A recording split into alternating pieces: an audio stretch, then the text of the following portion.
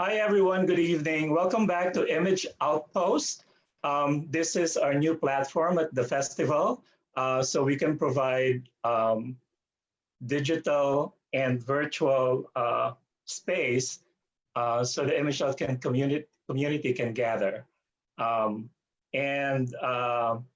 Aside from doing talkbacks, we also do virtual theater at ImageOutPost. And we still have Straight Up, a romantic comedy that we showed last year. You can find the link on our page at ImageOut, on Facebook page at ImageOut. It's a partnership with Strength Releasing. So we split the revenue. So that would also help the festival. But tonight, we have some special guests. And back in 2018, we showed this fabulous documentary called Life in the Doghouse. And you guys loved it. You guys were inspired. You guys were so moved that you voted it as your favorite documentary that year. So it won the Audience Award for Best Documentary at ImageOut. And we have tonight with us the subjects of the documentary. Please welcome Ron Danta and Danny Robertshaw. Hey guys. Hi. How are you guys doing? We're good. We're glad to be here. And we're very thankful you all appreciated the movie that much. Yes, so how's life in the doghouse, and in this new reality of a social distancing and isolation, what's going on? It's a little hard, time right now because like our professional dog transport that usually goes every week up the East Coast to deliver dogs to their new adopters, that has been shut down for 8 weeks now.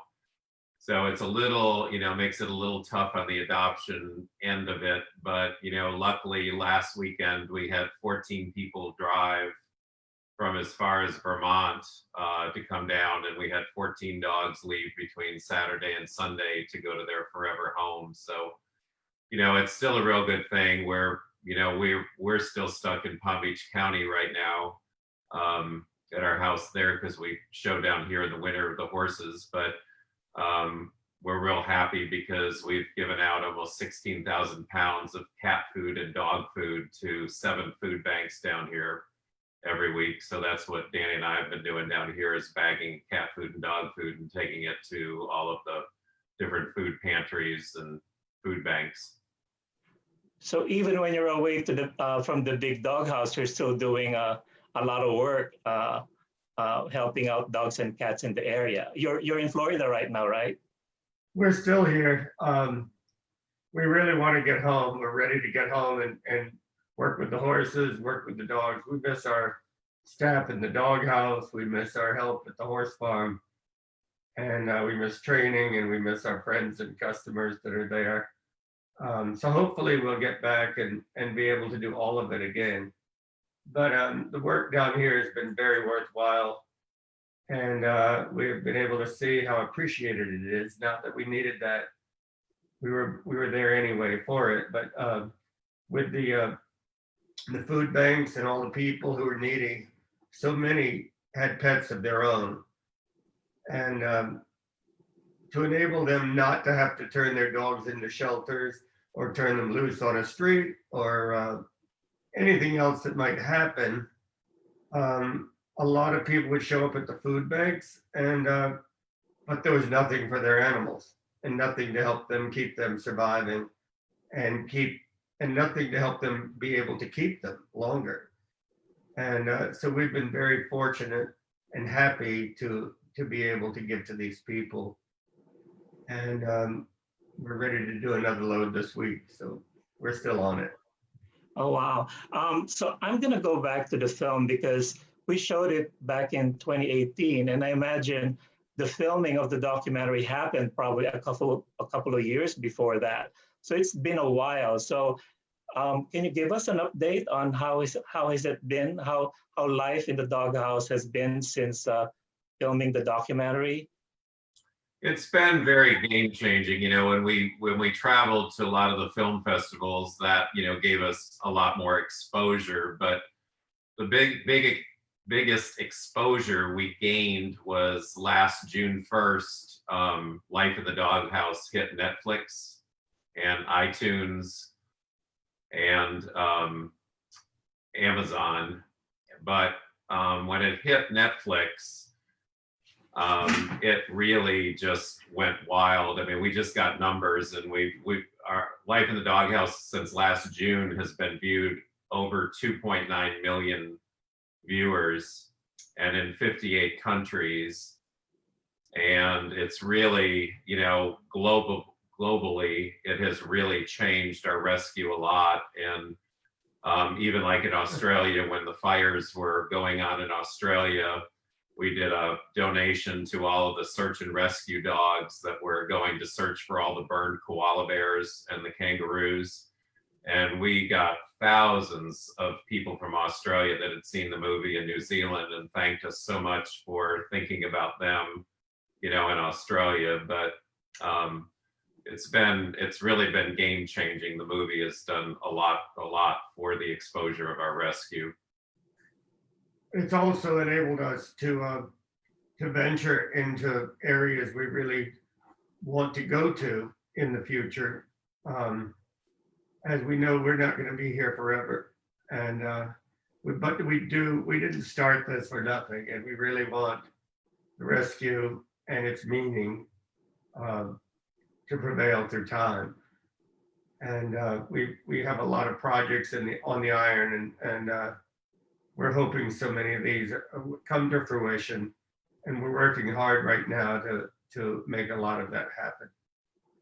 So I know during the movie, you were bemoaning the fact that a lot of times money is tight, and it's a struggle to keep the rescue going. Did the exposure that the documentary give you or give the rescue help in any way in getting you more supporters in that way? And also maybe, did you get a lot more customers? A lot more clients coming and adopting the rescue dogs? Yeah, the donations definitely picked up. I mean, we got donations. We had to actually try to figure out how we could take different foreign money, because we got donations from all over the world. We even got donations from Korea and Japan and Ireland and England and Germany and France, and so it's really helped us that way. And what Danny was talking about expanding, it's helped us this year because we have started a veterans program where we're assisting veterans to be able to keep their dogs. We're helping with their medical bills and food for their pets so that they can keep their dogs. And we're also doing that for the elderly, because there's a lot of elderly that are on Medicare, and they can't afford, because their dog has heart conditions and all this stuff, so they can't afford the medications and a lot of the food for them and stuff. So we're assisting a lot of elderly, and we've also paired with Meals on Wheels, and we're supplying food for any animal that they deliver. Meals on Wheels, we're supplying food for whatever animal they have, if it's even a bird or a fish or cat or whatever, and assisting them. So it's, the exposure has been really, really helpful, and it's helped our rescue to where it's not, I mean, we still struggle, especially now in this time, with needing donations, but it still has really, really helped the financial burden on the rescue. It's also helped us to be able to relate to people and to suggest to them and hope and wish from our end that they start supporting some of their local shelters and their local rescues and places with dogs in needs, and to put their hands out and put their efforts out to help so many people in the areas where they are, and help the animals in the area where they are, and help the people who need help with their animals in those areas. And so a lot of the appreciation mail we've received has put us in tears many times, but it's been so meaningful, and we feel like we've been able to spread so many healthy values to people that otherwise would have never thought about it or understood it if they hadn't seen what we had to learn the hard way, which we're still learning every day.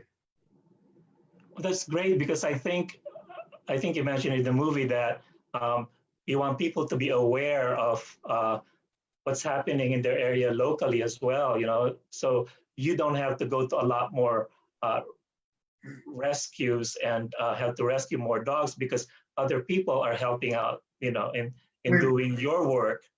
We've received so many responses from so many areas. And one of the other big things we've really pushed hard in everywhere we've been able to reach, and I think it's been taken well, is to teach their children, and because their children love the movie. And so many appreciation letters and notes have come from what parents have learned from their children who have really appreciated the movie and given them suggestions to better ways to communicate with their children.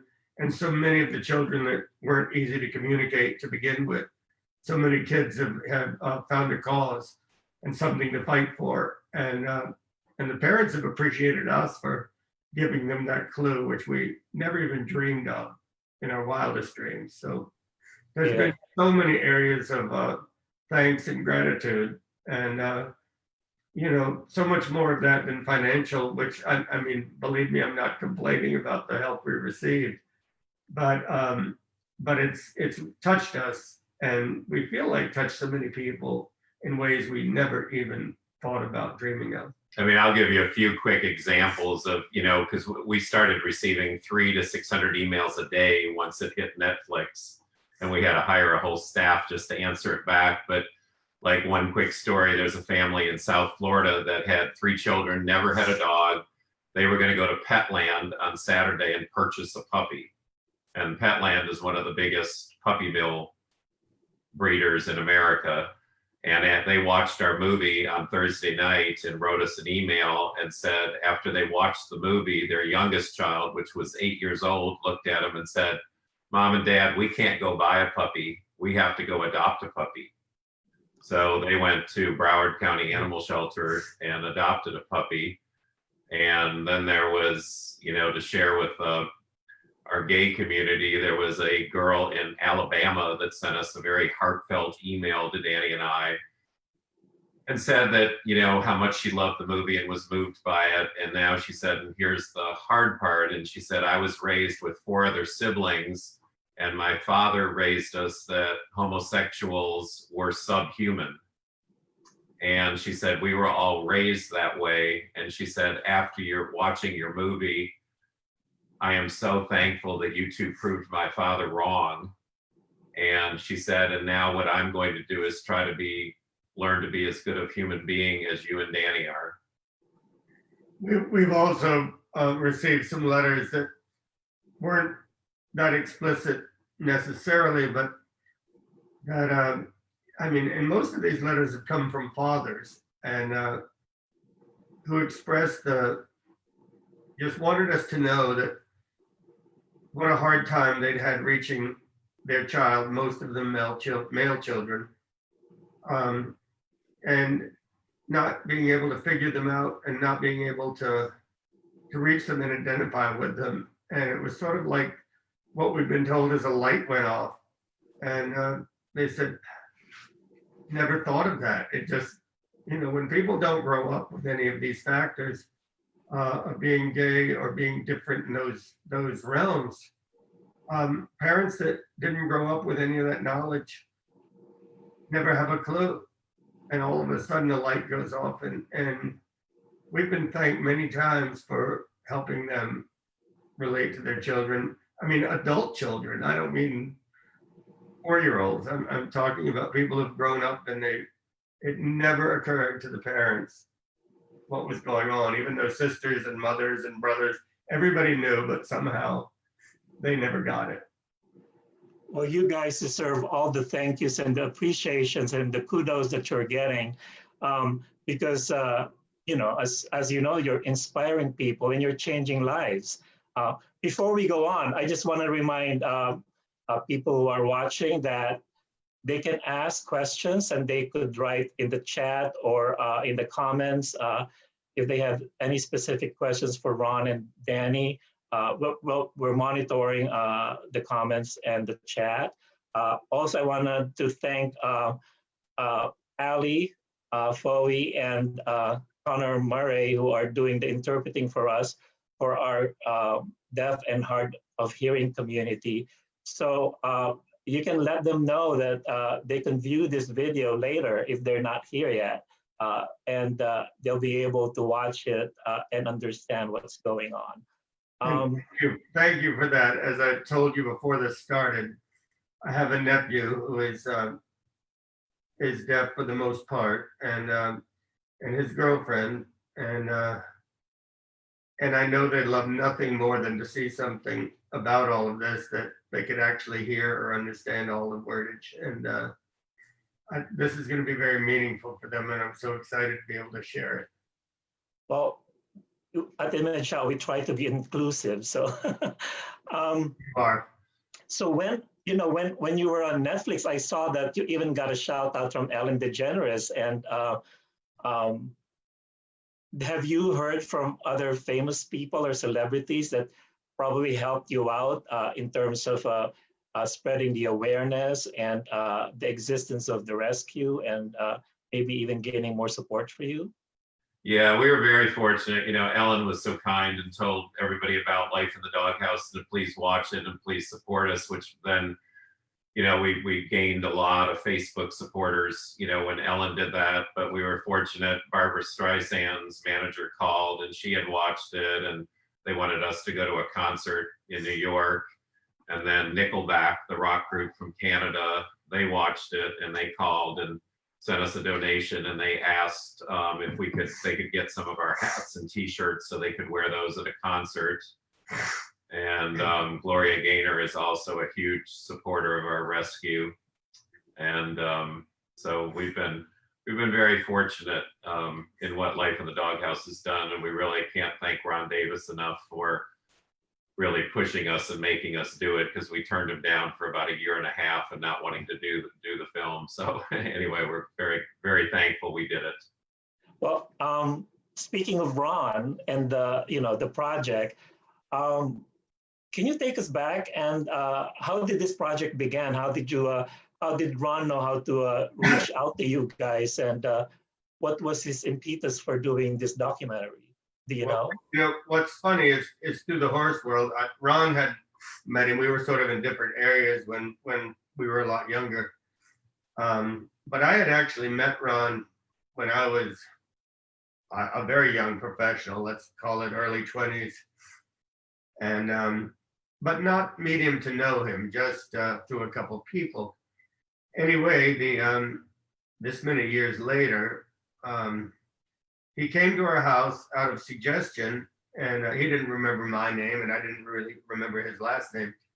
But he was sent to our house because he wanted a partner for his other dog. He thought it needed a playmate because he worked a lot, and his husband worked a lot. And so he came, and so when he left, he was almost bitching because he said, "I can't believe these two guys sent me off with a Chihuahua."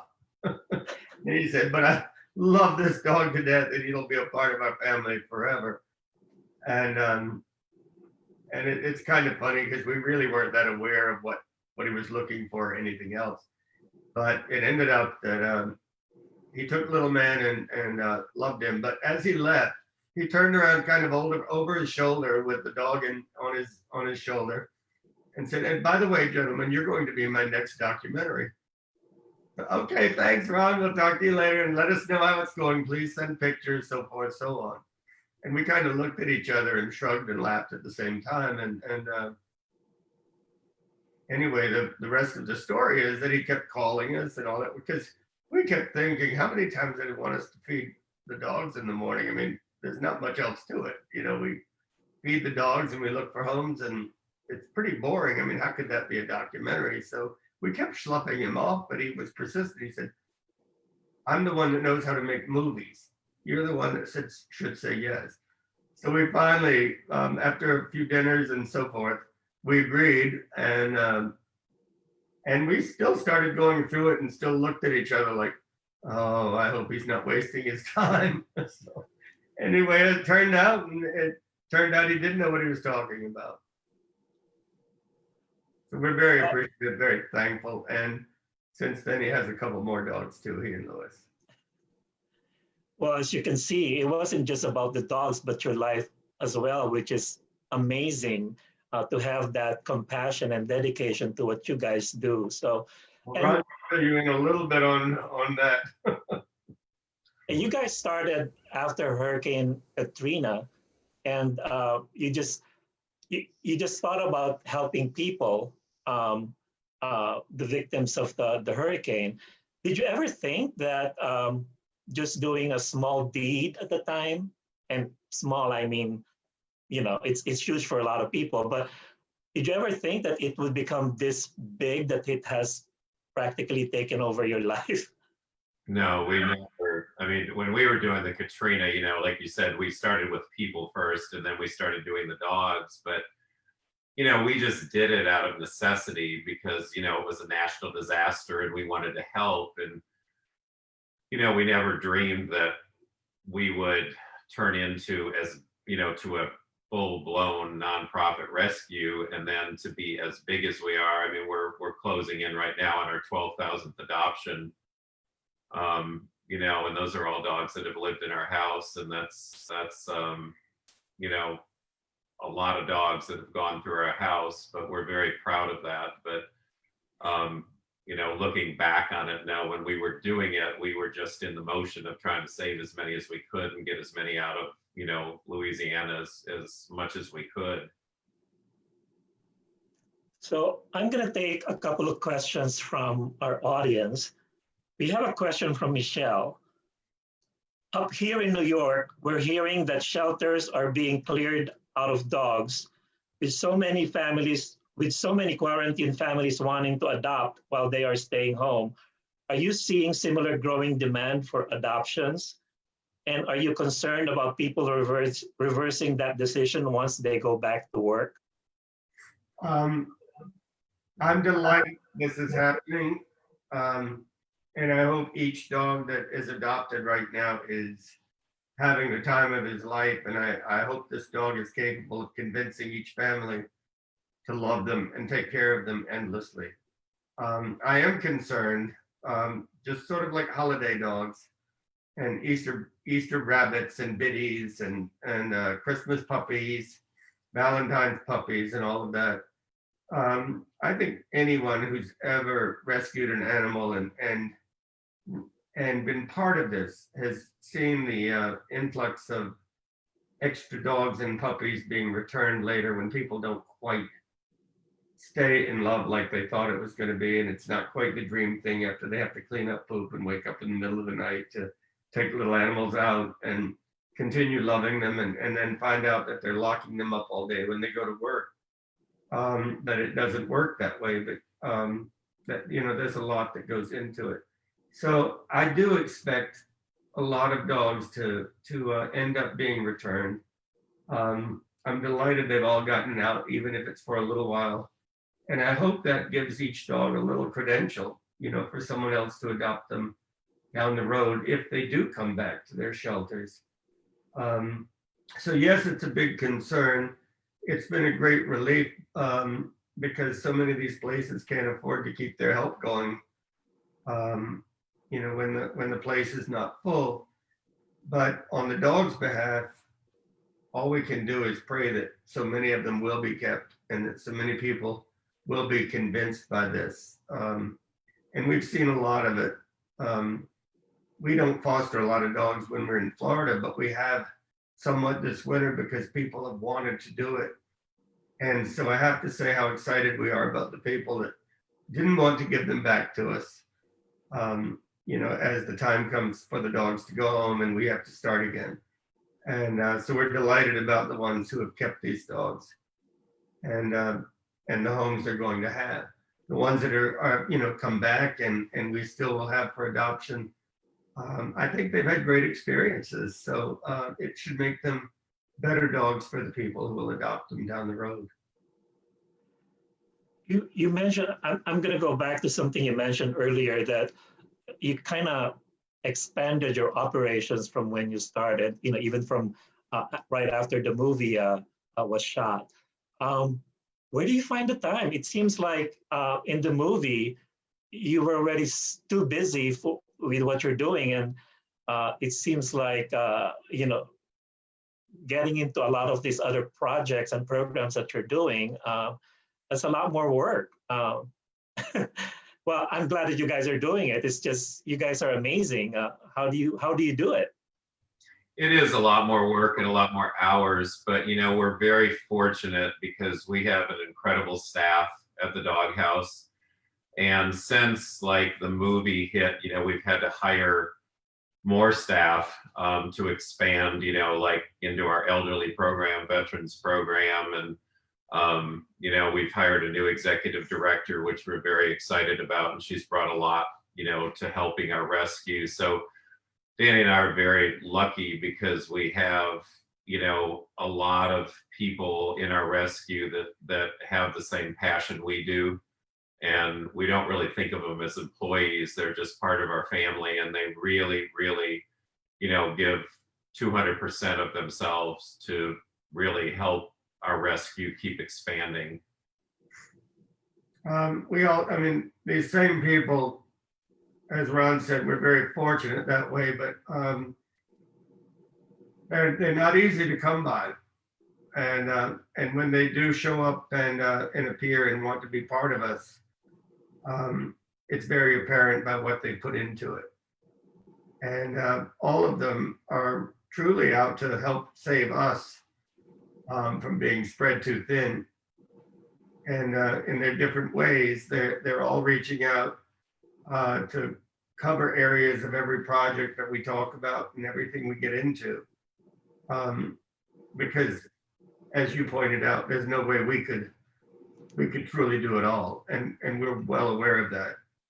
And we're happy to share some of these, I won't call them burdens, these pleasures, truthfully, to be able to come back to us and give us great information and help us decide what paths to follow, the ones we're capable of doing right now and the ones we have to put away for a little while. I think this is a nice segue to the next question because of the other things that you're doing. Jillian was asking if there is going to be a part 2 of Life in the Doghouse, what would it be? What would we see? It seems like your lives are different now and you've expanded too, so we're probably going to see that, right? Yeah, a lot of things have changed. We've been approached a lot about doing a series, like a 10-week series. And we've also been approached on book deals. And so a lot of that's kind of in the works right now. We're trying to figure out how we can manage all of that. But so many of the people that have seen Life in the Doghouse, they either want a part 2 or they want a series. And we've just been flooded with emails and requests for that. And so a lot of the filming places have really picked up on that. And so we've been approached on, if we would do either a part 2 or a series. But yeah, it's really, our rescue has changed a lot in that, I think we always do a great job of finding great homes for the dogs and are very particular where they go. But Danny and I have, our dreams of what we want in the future. And like we said, we want to help the elderly, we want to help veterans, and we want to help people in need.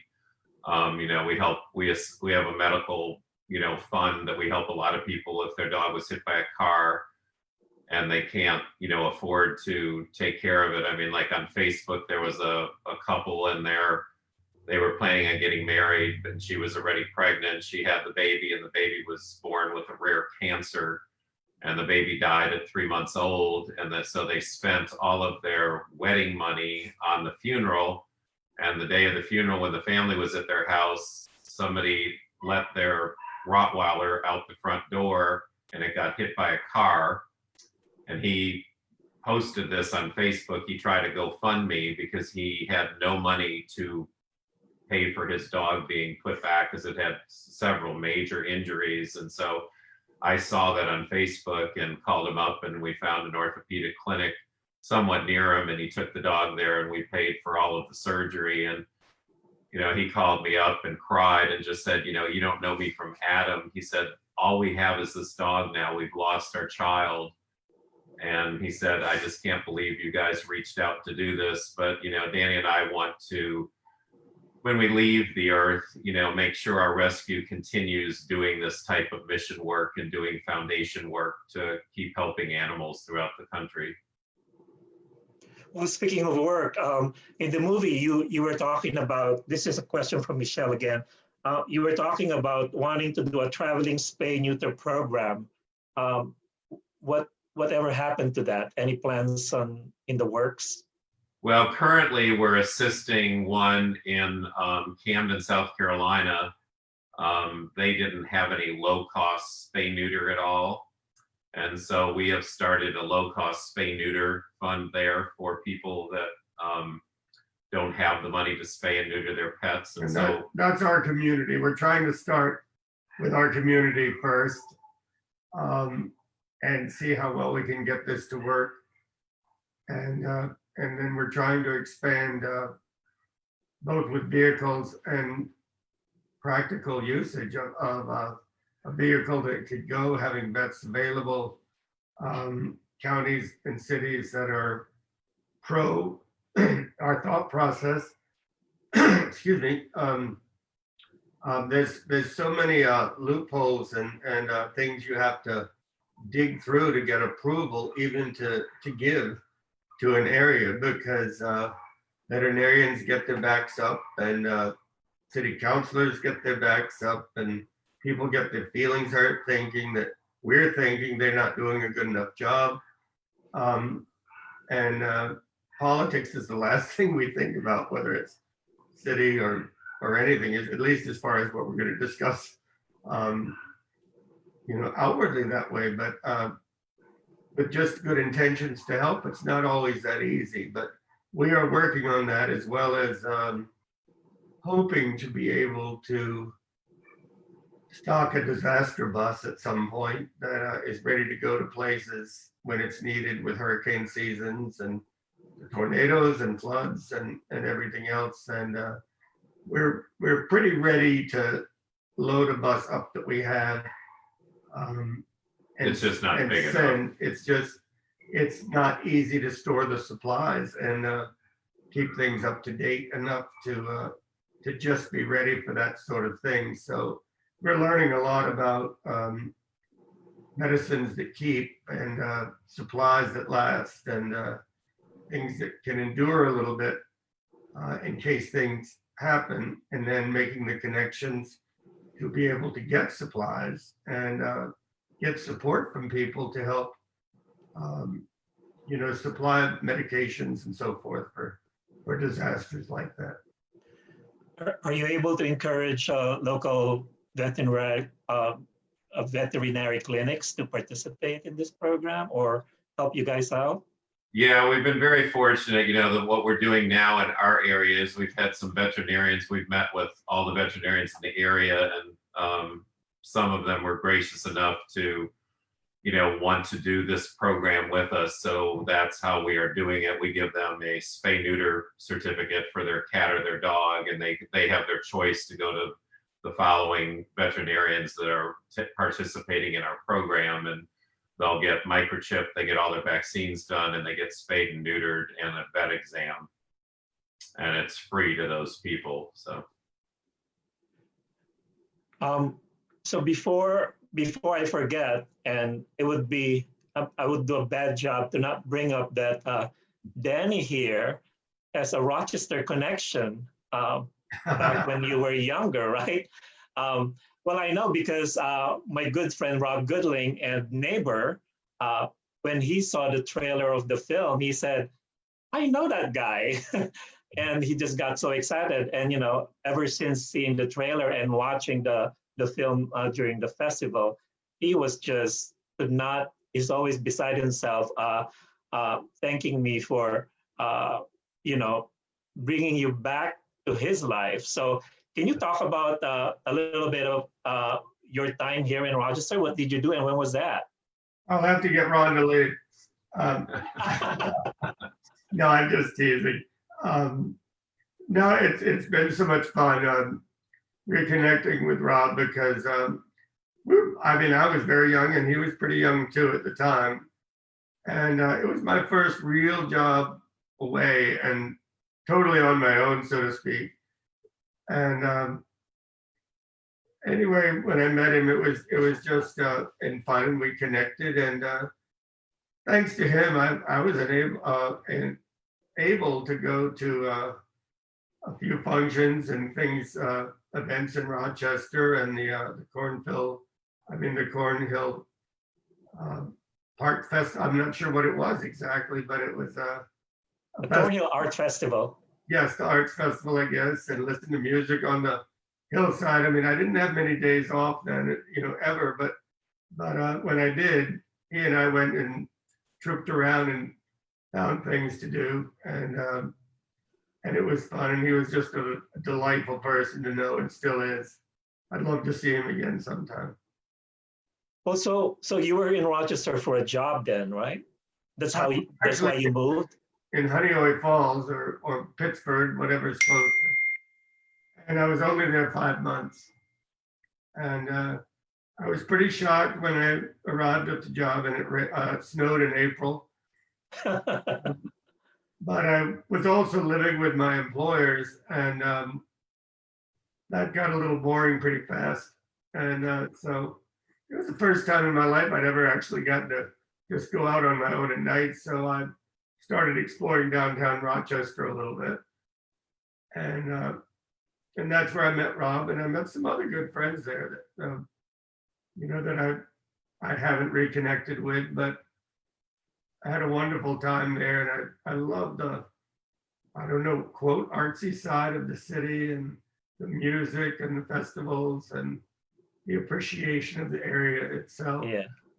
I loved everything about being there except I wasn't there in the winter, and I didn't think I wanted to be after early spring experience. I'm not from here either, but I ended up staying because I love the people. I love the city. It has so much to offer for being a medium-sized city. So, and I stayed. And you left us. How long ago was this? Well, I pretty much left. It was a temporary job to start with. Yeah. And it was when I was ready to leave when the time, came close. But I also had a lot going on in my family at the time.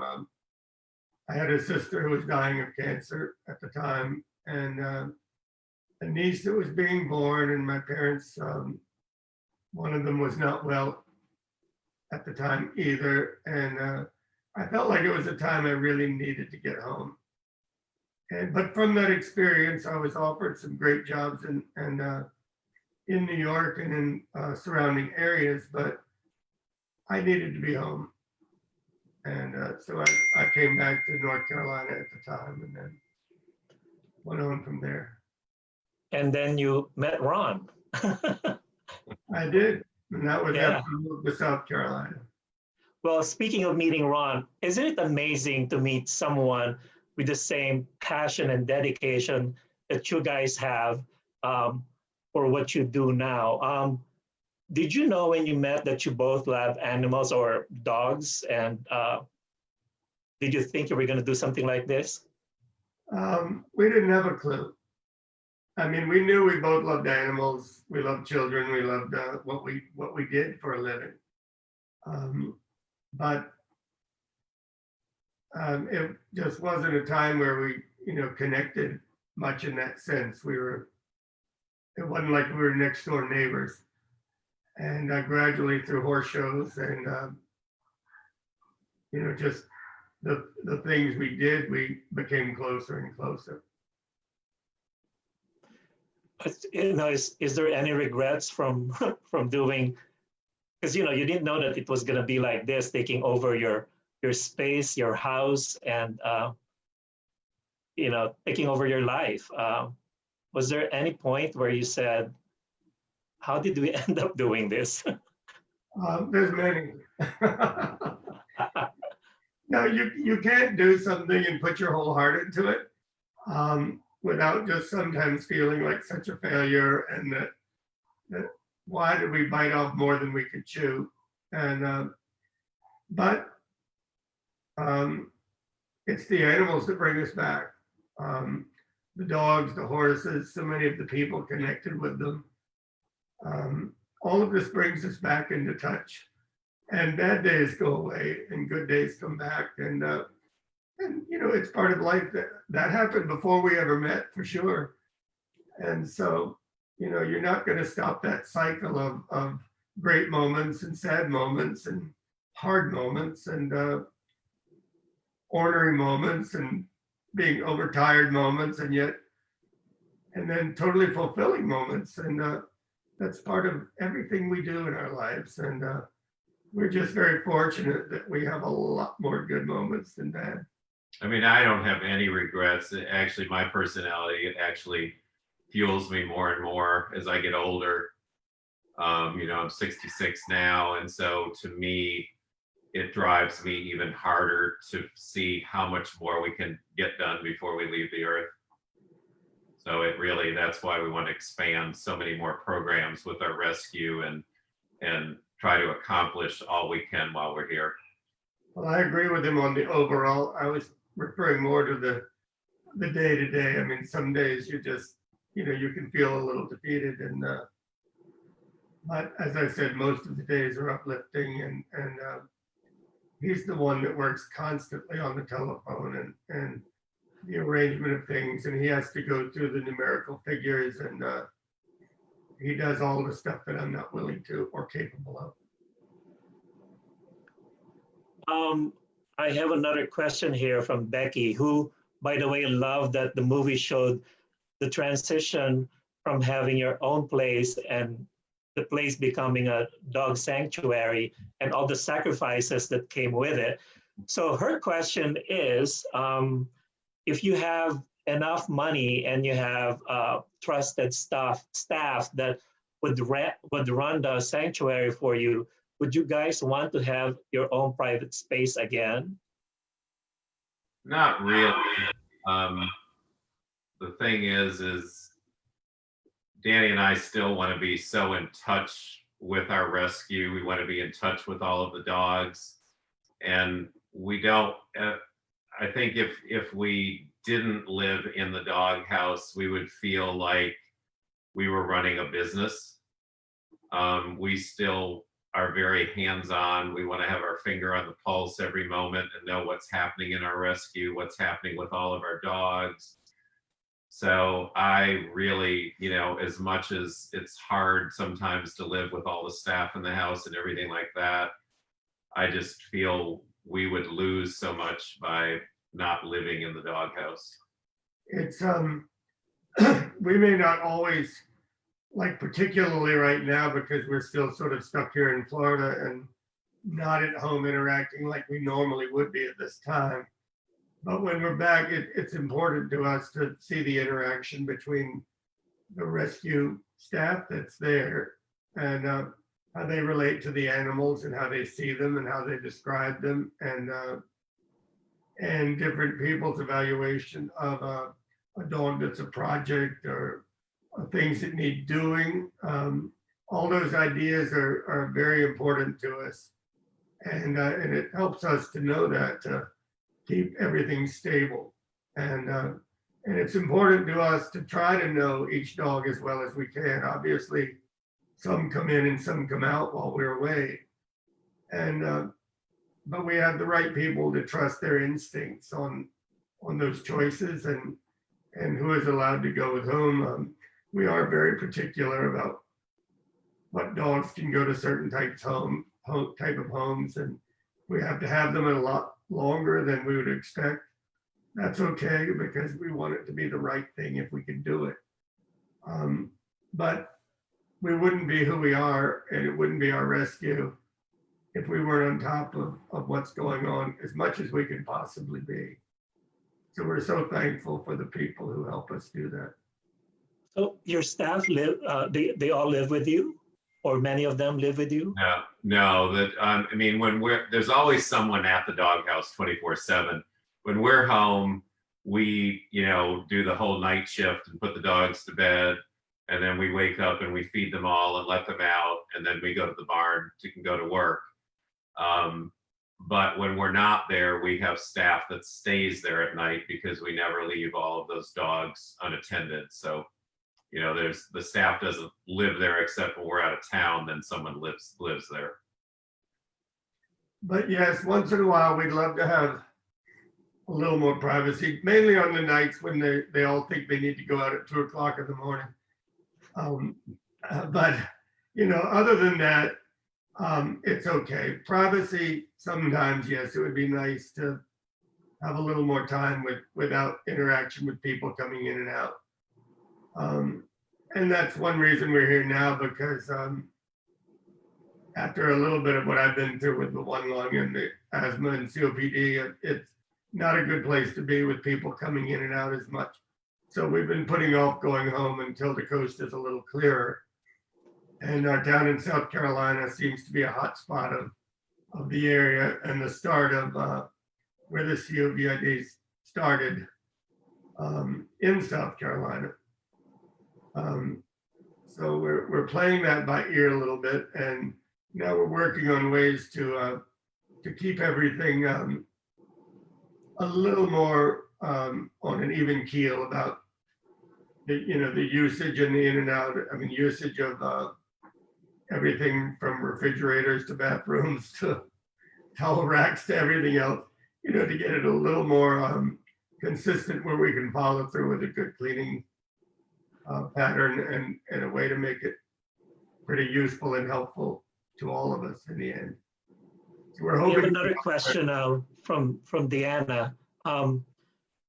What are your thoughts about the progress of being made in putting puppy mills out of business? There's been a lot of progress made on that. I mean, there's many states that are making puppy mills illegal. It's still a major issue. We just did a puppy mill bust not long ago. We did another one in Virginia. We did one in Aiken, South Carolina. I mean, they're still existing and they're still supplying the pet stores, with puppies. People really have no idea how horrific they are. I mean, if you ever go into them, people would be appalled the way those poor things live. And hopefully, with legislation, it's going to get tougher and tougher throughout many states. But there's really more states that allow puppy mills than the ones that are not allowing them. And I just hope through time that, more states, it'll become a federal law that puppy mills can't exist. Excuse me. But also, like on Facebook today, I saw 14 pictures that one person posted of a puppy mill that had been uncovered. And the lady doing the posting was, just horrified about all the pictures and stuff. And I just put a ... and said, and this is not the worst of it. There's a lot worse. And but I don't mean it's exciting to see horrible things like that, but we're seeing things now and awareness of it, and people staying on top of situations like that cannot believe it happened in their area, or they cannot believe that they've lived somewhere just in even a radius of 30 miles and found out that 2 or 3 of these places existed right under their noses and they weren't on top of it. And it brings awareness that there's so many things that can be going on that you're not on top of. And but it is up to you to reveal it when you don't believe in it and when you know it's wrong, and to share that information so that other people pick up on the same process. And in that, we're very appreciative, because we think we've helped people become more aware and have their eyes open a lot more. Yeah, I mean, you guys, like I said before, you inspire a lot of people, but you also bring so much awareness, and you've helped a lot of people and a lot of not just dogs, but a lot of people as well.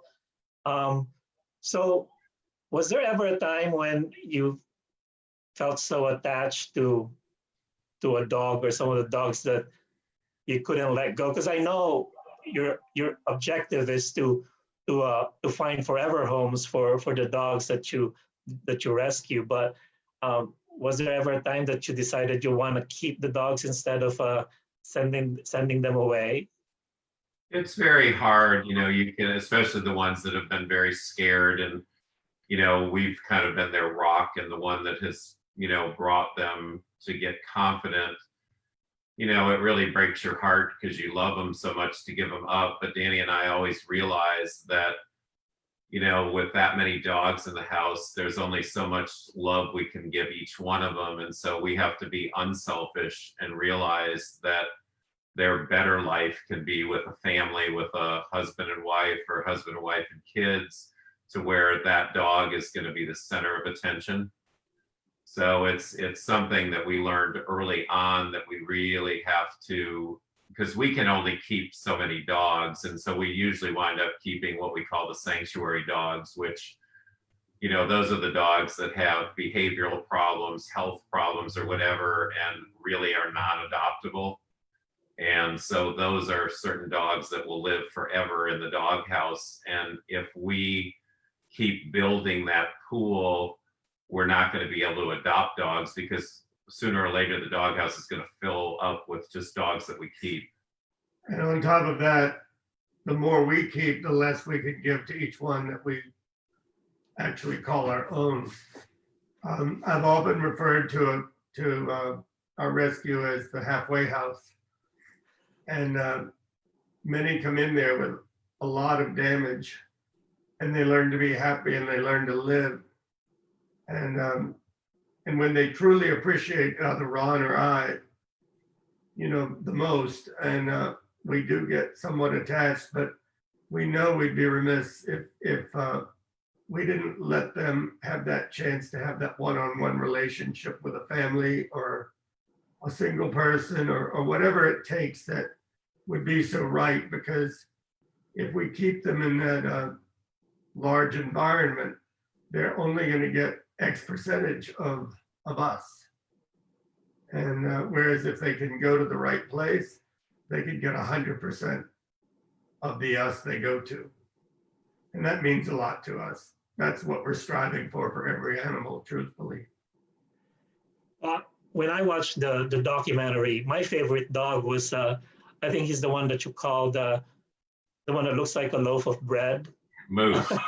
You're not original. You picked the same one everybody picks. He's more No. He's more famous than we are.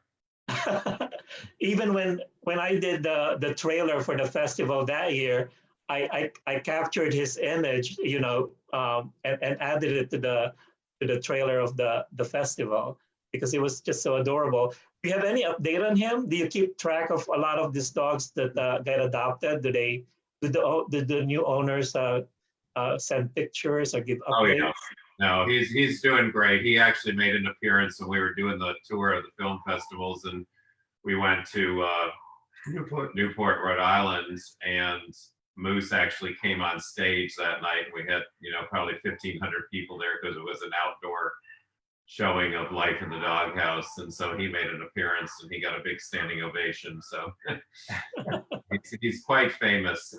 He lives in Massachusetts. We know the people well. They have another dog who is less famous that they adopted from us earlier, and he came too, but nobody really clapped for him. It was kind of sad. Moose is still everybody's favorite. People still to this day will call and say, "Is Moose still available?" And of course he's not. Yeah, he's just so adorable. I can't imagine someone giving him up. Well, he was small at the time, and he was one of the few that we actually took, not because he had problems, but we took because he was a puppy. And so many of the puppies, particularly in springtime, if they stay in a shelter, they go get turned out in areas where many dogs have been. And young puppies so often develop parvo, which is of course a very killer disease. And so the very conscientious shelters and ours, in our community particularly, always, if we can take puppies for them that they've been able to keep safe, they want us to take them so they don't end up dying there. Because so many puppies end up dying of parvo because they're so susceptible and they can't keep it all sanitary enough. So if sometimes they'll try to hold on to puppies, you know, when they know they've kept them clear of disease, and that's when they ask us if we'll take them, and that's how we ended up with Moose. Well, there's a related question to what you just said from April. Because of your extensive experience in you know, puppy mill dogs and rescuing these dogs, have you ever considered making writing books or doing training videos on how to deal with all the problems that you've encountered to help out people who are doing some rescues as well? We really haven't thought that much about it. You know, as I mentioned, we've been approached about doing a series. It's like a 10-week series, and then we also have been approached, to do children's books, and then a regular, more for adult type of reading book. So, that's going to be a lot on our plate to do all of that. So, as to the writing an educational book or whatever, I mean, we've got so much going on right now that probably would have to be in the future. we consider ourselves very seasoned and very knowledgeable about what we've been through. In no way have we had time to become dog trainers, and we're not veterinarians. We can come with a lot of advice from our experience, but we don't feel that we're the ones qualified to teach people how to train and how to do. We can tell you what we've done and what's worked for us, but we're not the experts in that field. We want to do the saving and the matching, and not try to be the know-it-alls. Well, you guys are doing a wonderful job, and time went by quickly. I didn't realize it's almost 8 o'clock, and I promise you I won't hold you longer than 8 o'clock. So thank you guys for being with us tonight and being part of ImageOutPost and bringing joy to the community. The documentary is out there. It's readily available if people want to watch it, and it continues to give joy to a lot of people. It continues to create awareness and inspire people. So you guys did an amazing job. And also someone commented that when you were talking about being offered to do a series, that it would probably be a lot better than Tiger King. We're hoping a little less controversial, at least. Yeah. So thanks again for being with us, and to everyone who tuned in. Thank you for joining us tonight, and please follow us on Facebook and subscribe to our e-blast so you could get updated on what's coming up next for ImageOutPost. Have a good night, and we'll see you soon. Thank you for having us. Thank you Everyone so much. stay safe. Thank the interpreters as well. That we appreciate it so much, and can't wait to share that too. Yeah, thanks, Allie, and thanks, Connor. And remember that you can ask people who missed us tonight to go to our Facebook, and they can watch the video there later. Have a good night.